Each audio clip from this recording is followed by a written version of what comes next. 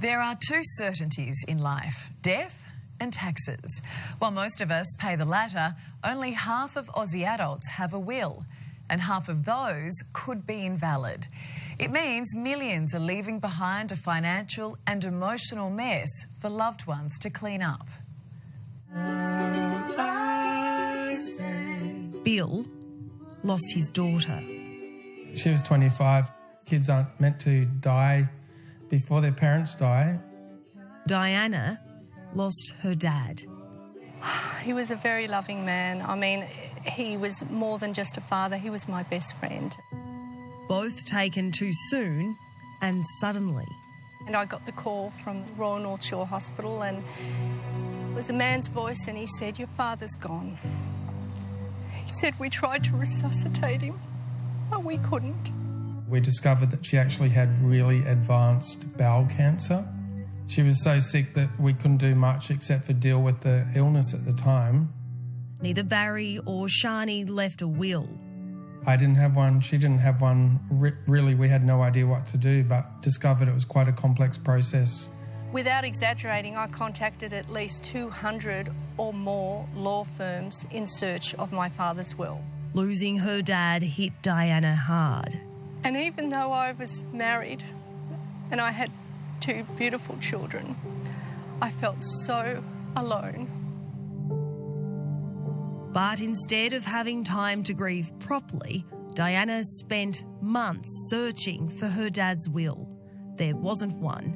Barry never made one, making a difficult time for Diana much worse.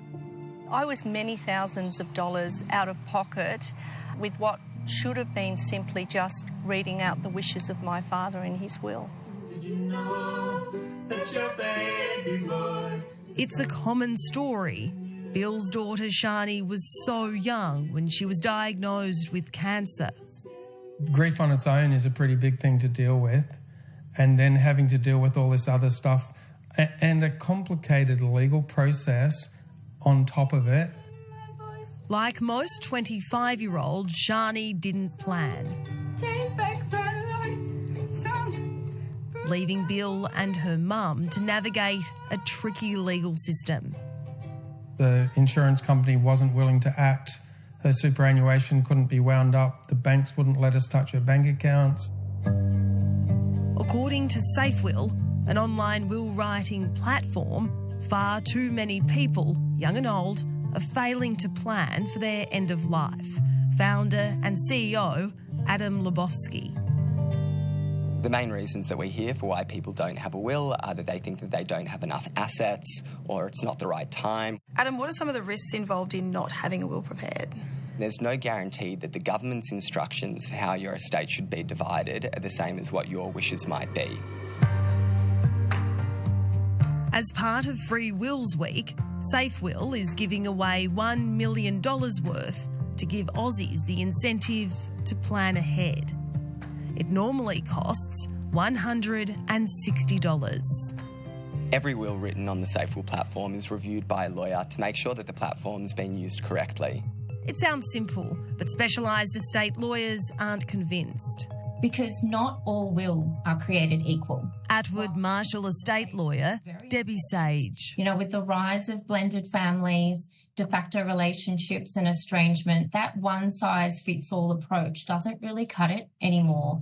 You know, a poorly drafted will or a wrongly executed will can create more problems than it solves. Whether it's made on SafeWill or somewhere else, Bill and Diana say everyone should have one.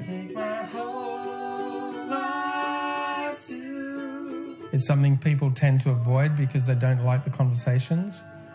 So you put it off. No one expects to die. The irony of it all is that the one sure thing to life is death. And any will is better than none. Free Will Week ends on Sunday.